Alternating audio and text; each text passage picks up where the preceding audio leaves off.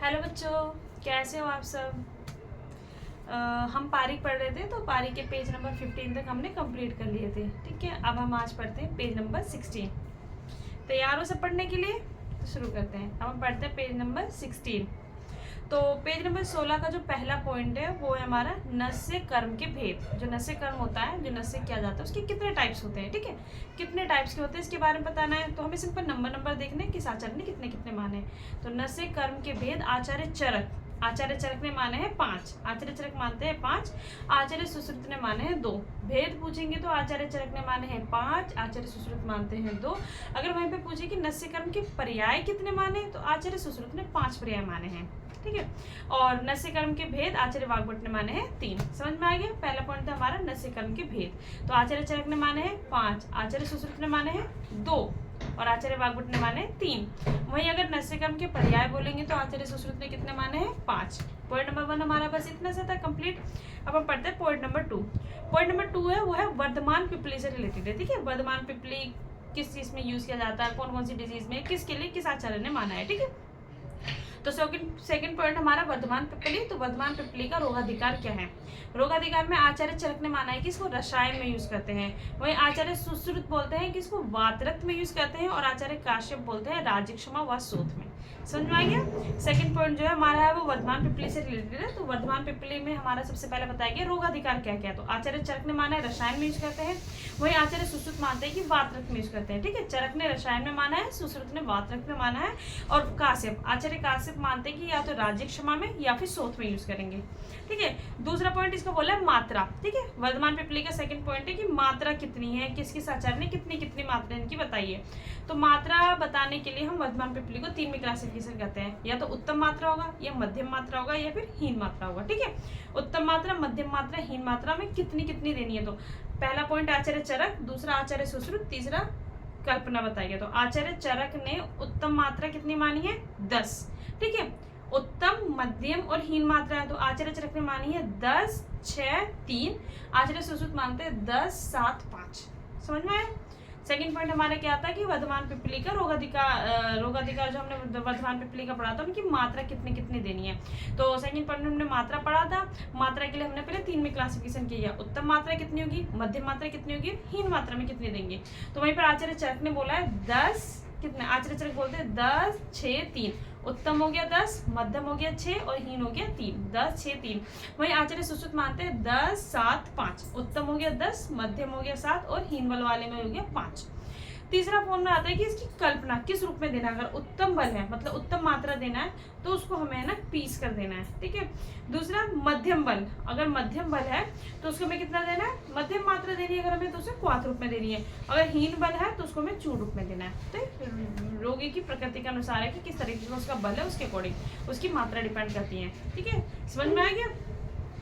तो हमने वर्धमान पिपली में 2 पॉइंट पढ़े। पहला पॉइंट हमने पढ़ा था इसका रोगाधिकार। आचार्य चरक ने इसको रसायन में माना है, आचार्य सुश्रुत वातरक्त में मानते हैं और वहीं आचार्य काश्यप इसको राजक्षमा व शोथ में मानते हैं। ठीक है, इसका सेकंड पॉइंट हमने मात्रा पढ़ी थी। मात्रा हमने बल के अनुसार पढ़ी। अगर उत्तम बल है, मध्यम बल है, हीन बल है। तो चरक ने कितनी मात्रा मानी है, आचार्य चरक मानते हैं 10, 6, 3 और वहीं आचार्य सुश्रुत मानते हैं 10, 7, 5। फिर तो किस फॉर्म में देना है, अगर उत्तम बल है, मध्यम बल है, हीन बल है, तो किस फॉर्म में देना है। अगर उत्तम बल है तो हम उसको किसमें देंगे, उत्तम बल है तो उसको पीस कर देंगे। ठीक है, बिल्कुल बारीक फॉर्म में पीस कर।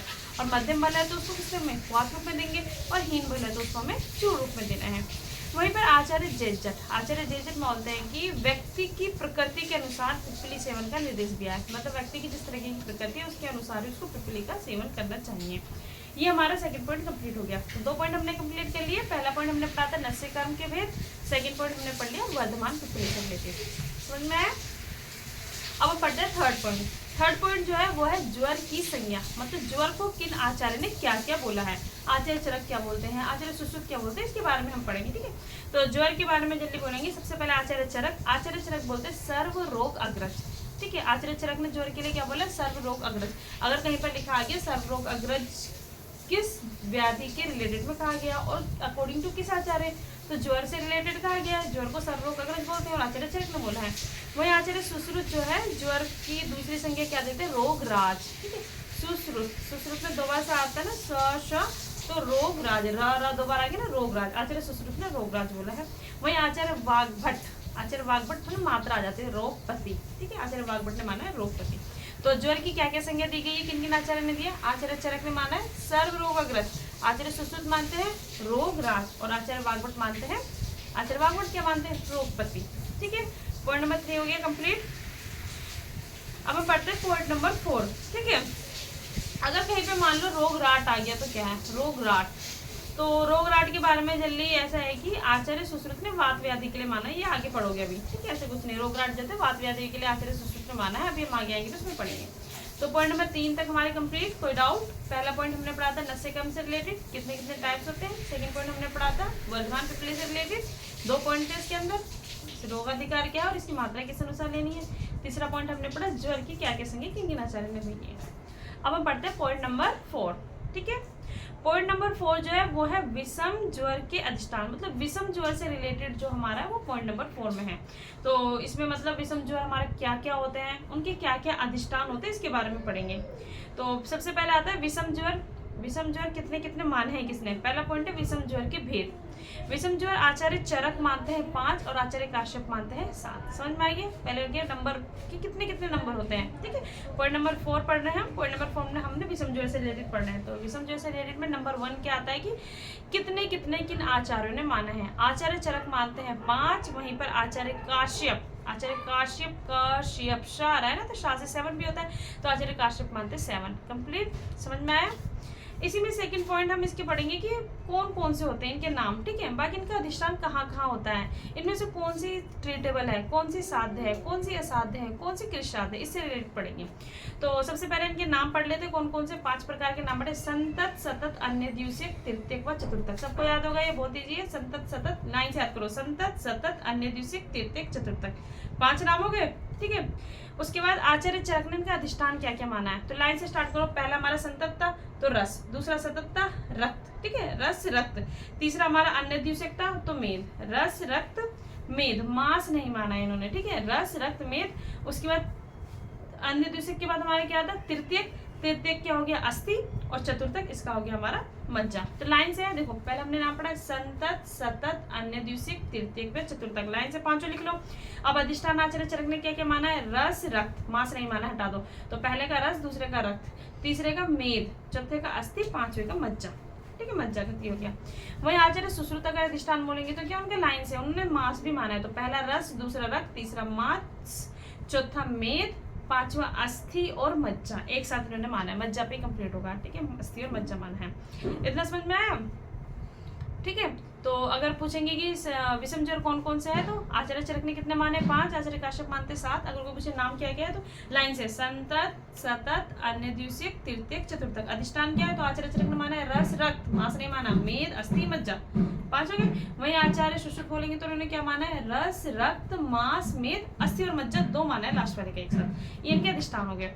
चरक और सुश्रुत के अनुसार अधिष्ठान बता दिए गए। इसमें कुछ और पॉइंट है जो याद रखना, जैसे आचार्य चरक जो है केवल चतुर्थक को, आचार्य चरक जो है केवल चतुर्थक को विपर्य मानते हैं। जो हमने पढ़ा था ना अन्य द्वितीयक, तृतीयक व चतुर्थक, तो जो चतुर्थक वाला है सिर्फ उसको आचार्य चरक जो है केवल चतुर्थक को विपर्य मानते हैं। वहीं पर आचार्य सुश्रुत जो है वो 2 यानी कि तृतीयक व चतुर्थक दोनों को विपर्य मानते हैं। अगर कहीं पे आ जाए कि आचार्य चरक कौन से वाले को विषम ज्वर को विपर्य मानते हैं, तो आचार्य चरक जो है चतुर्थक को मानते हैं, वहीं आचार्य सुश्रुत जो है तृतीय व चतुर्थक दोनों को विपर्य मानते हैं। एक और आप इसके अंदर पढ़ते सादे सादे कौन सा, ठीक है। तो हमने जो अधिष्ठान के अनुसार पढ़ा था पहला रस रक्त मांस मेद अस्थि मज्जा शुक्र पढ़ा था।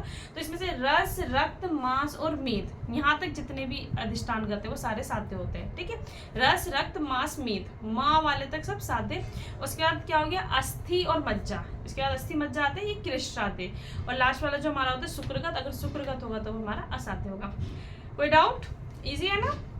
तो पॉइंट नंबर 4 में हमने कुछ ज्यादा हो गया, क्या क्या पढ़ा? पॉइंट नंबर 4 विषम ज्वर से रिलेटेड था, ठीक है। पॉइंट नंबर 4 किससे रिलेटेड था? विषम ज्वर से।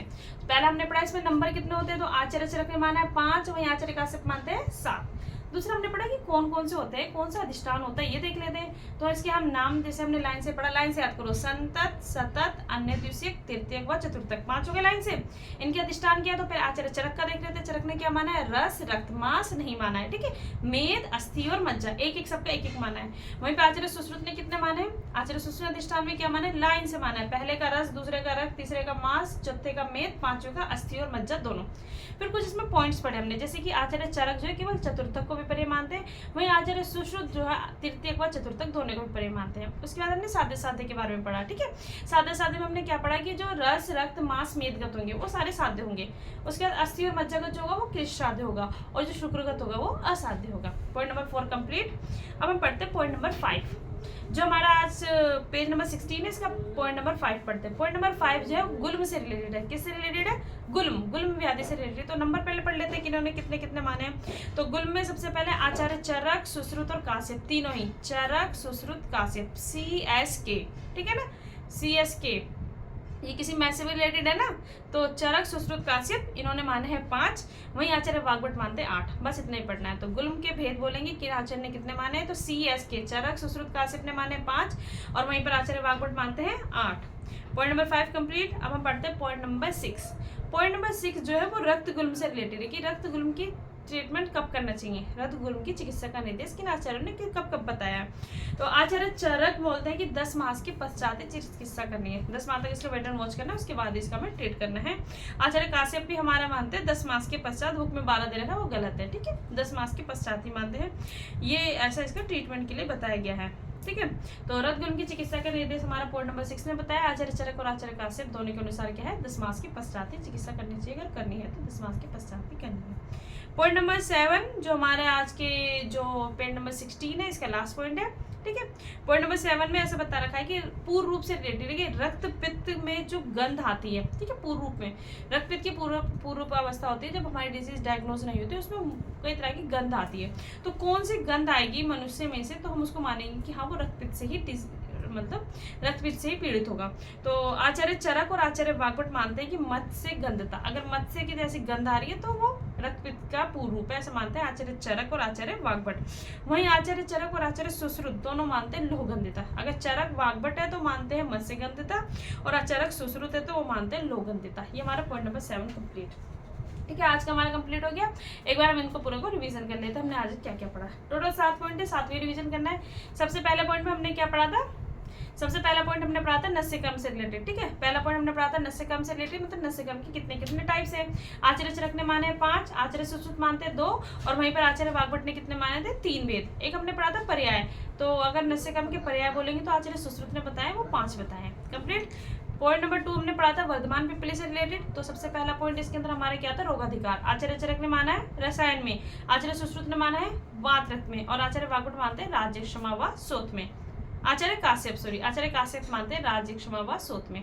पॉइंट नंबर 2 हमने इसमें पढ़ा था कि इनकी मात्रा कैसे कैसे देनी है, और कितने कितने इनकी डोज होती है, किस फॉर्म में देनी है। तो मात्रा के लिए हमने बल के अनुसार पढ़ा था, अगर उत्तम है, मध्यम है या हीन बल है, ठीक है, तीनों का लाइन से लगा लिया। तो आचार्य चरक मानते हैं 10, ठीक है, 10 देना है, 6 और 3, 10, 6, 3। वहीं आचार्य सुश्रुत मानते हैं 10, 7 और 5, ठीक है। आचार्य चरक ने मानते हैं 10, 6, 3, आचार्य सुश्रुत मानते हैं 10, 7, 5। किस फॉर्म में देना है, अगर उत्तम है तो पीस कर देना है, मध्यम है तो क्वाथ रूप में देना है, और अगर हीन बल है तो चूर्ण रूप में देना है। वहीं पर आचार्य जेजेट ने बोला है व्यक्ति की प्रकृति के अनुसार पिप्पली का सेवन करने का निर्देश किया है, ठीक है। Point number 3 complete. Point number 4 हमने पढ़ा था ज्वर की संज्ञा। आचार्य चरक ने मानी सर्वरोग अग्रज, आचार्य सुश्रुत मानते हैं रोगराज, और वहीं आचार्य वाग्भट हमने पढ़ा था ना, आचार्य वाग्भट मानते हैं रोगपति।